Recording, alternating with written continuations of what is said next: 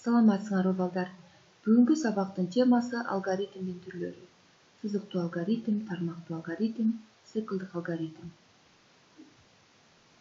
Сабактын максаты окуучулар алгоритмдин түрлөрүн билиши жана сызыктуу, тармактуу, циклдык алгоритмде блок схема түзгөнгө көмүкшөт.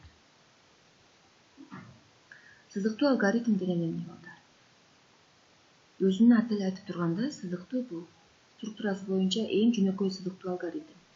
Сызыктуу алгоритм бул ирети менен бир гана жолудан аткарылган аракеттерди камтыган алгоритм. Сызыктуу алгоритм эч кандай тармакка бөлүнбөйт, кайталанбайт, командалар биринин артынан бири удаалаш аткарылат. Сызыктуу алгоритмге мисал иштеп көрөлү, блок схема түзүп көрөлү. Бул жерде биз блок схема түрүндө мурунку сабактарда өткөнбүз. Абалдын ичинде алгоритмдин башы жана аягы жазылат, тик бурчтуктун ичинде аткарылуучу аракеттер жазылат дегенбиз. Көчөттү отургузуунун алгоритми. Башы жерге чуңкур казуу, чуңкурга көчөттү бакты отургузуу, чуңкурду топо менен көмүү, отургузулган көчөткө бакка суу куюу алгоритмдин аягы. Бул сызыктуу алгоритм эң жөнөкөй. Эч кандай тармакка бөлүнгөн жок, кайталанган жок. Командалар биринин артынан бири удаалаш аткарылды. Дагы бир мисал иштеп көрөлү. Бул сабакка даярдан сызыктуу алгоритм. Бул жерде алгоритмдин башы тур, жоон, зарядка жаса, кийин, тамактан сумкамды ал, мектепке жөнө. Алгоритмдин аягы бул сызыктуу алгоритм. Командалар удаалаш биринин артынан бири аткарылды. Ал эми экинчи бутактануучу алгоритмдер. Тармактуу бутактануу деп деле койсок болот, же болбосо тармактуу алгоритм деп деле койсок болот. Тармактуу алгоритм бул коюлган шартка жараша тигил же бул кыймылдардын удаалаштыгы аткарылган алгоритм. Эгерде шарты анда биринчи аракет болбосо экинчи аракет. Кээ бир учурларда экинчи аракет жок болушу мүмкүн. Эгерде шарты анда биринчи аракет. Мисалы, эгерде сабакты окусаң, анда сейилдеп кел, болбосо сабак оку. Ал эми толук эмес учуру, эгерде айдоочу болсоң, анда кабинага отур. Тармактуу алгоритмге мисал блок схема түзүп көрөлү. Бул жерде эгерде окуучунун температурасын ченеп, эгерде састымолоп жатса, 37 градустан өйдө болсо, анда ал дарыланып үйдө болуш керек. Эгерде 37 градустан төмөн болсо, анда сабакка барыш керек. Биз муну блок схема түрүндө көргөзүп көрөлү балдар. Алгоритмдин башы өткөн сабакта өткөнбүз. Ромбтун ичинде шарт жазылат деп. Температураны чене. Эгерде ромбтун ичинде шарт жазылган температура 37 градустан жогору болсо, эгерде ушул шартка жооп берсе, температура 37 градустан жогору болсо, ооба деген шартка жооп берсе, анда үйдө бол, доктурду чакыр, алгоритмдин аягы. Ал эми 37 градустан кичине болсо, анда сабакка бар, алгоритмдин аягы. Дагы бир мисал иштеп көрөлү тармактуу алгоритмге.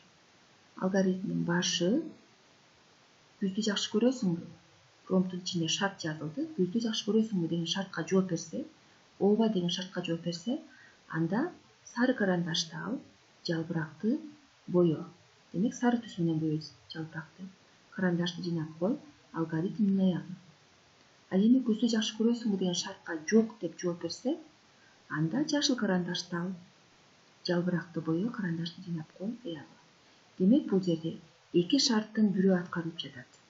Ооба жок деген суроого жооп берилип, тигил же бул шарттын аткарылышы тармактуу алгоритм деп аталат дегенбиз. Демек, бул жерде эки шарттын бирөө аткарылып жатат. Демек, бул бутактануучу же болбосо тармактуу алгоритмдин блок схемасы.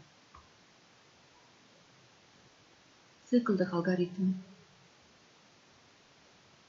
Бир же бир нече аракеттердин ырааттуулугу алдын ала түзүлгөн шарты сакталганча кайталанган аракеттерди уюштуруу формасы цикл кайталоо деп аталат. Бул жерде блок схемасына шарты, бул дагы ооба жок деген шартка жооп берет. Мына циклдын теориясы, блок схемасы көрүнүп турат.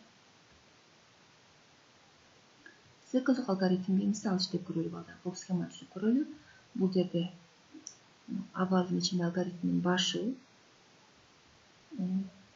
эгерде окуучу эсеп чыгаруусу керек болсо шартка жооп бериш керек. Чыгаруу керекпи эсеп? Эгерде ооба деген шартка жооп берсе, маселени чыгар жана сейилге чык аягы. Эгерде чыгаруу керекпи деген шартка ооба жана жок деп жооп бериш керек окуучу. Маселени чыгарып бүттүңбү деп бир шарт коюп көрөлүчү. Маселени чыгарып бүттүңбү? Жок. Маселени чыгар. Дагы шартка жооп берет. Маселени чыгарып бүттүңбү? Жок. Маселени чыгар. Окуучу качан ооба деген шартка жооп бергенде гана, маселени чыгарып бүткөндөн кийин гана сейилге чык, алгоритмдин аягы деген бул схеманы аяктайбыз. Демек, бул жерде эки шарт жазылып жатат, ооба жана жок деп. Бул жерде цикл кайталанып жатат. Окуучу эсепти чыгарып бүтмөйүнчө маселени чыгара берет. Качан гана маселени чыгарып бүткөндө ооба деген шартка гана жооп бергенде ал сейилге чыгып эс алат. Циклдык алгоритмге дагы мисал иштеп көрөлү. Бул жерде алгоритмдин башы: колуңа чака ал, алма өскөн бактын жанына бар, бир алманы үз, аны чакага сал, чака толдубу? Эгерде жок болсо, анда кайра үчүнчү аракетке барат. Бир алманы үз, аны чакага сал, чака толдубу? Жок. Дагы үчүнчү аракетке барат. Бир алманы үз, аны чакага сал, чака толдубу? Ошентип отуруп, бирдин алманы үзүп чакага салып отуруп, чака толот. Качан гана чака толдубу дегенде шартка ооба деп жооп бергенде гана алгоритмдин аягы болот. Демек, бул жерде цикл аткарылмайынча, коюлган шарт аткарылмайынча кайталана берүүчү бул циклдык алгоритм деп аталат. Бул жерде шарт бир жака алма терип келүүгөчү. Демек, ромбдун ичинде шарт жазылды, чака толду деп. Качан гана чака толгондо гана биздин алгоритм аяктайт экен.